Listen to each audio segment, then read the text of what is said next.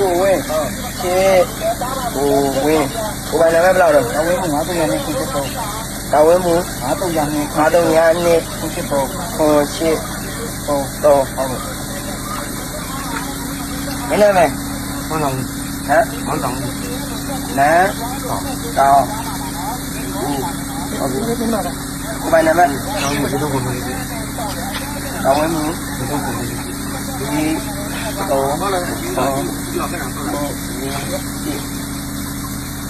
ပါစင်ဒီကကြ ဒီကတော့ကိုနာမည်နဲ့ကိုရဲ့ကိုနာမည်ကိုပိုင်နာမည်နဲ့မိခင်တဲ့ရင်ပြောမယ်နော်အားလုံးနော်ကြောက်ကြောက်ပြောမယ်နော် ဟုတ်ကဲ့ ဒီတော့မျက်နှာမူတော့ပြောမယ်နော် ဒုတိယကကမ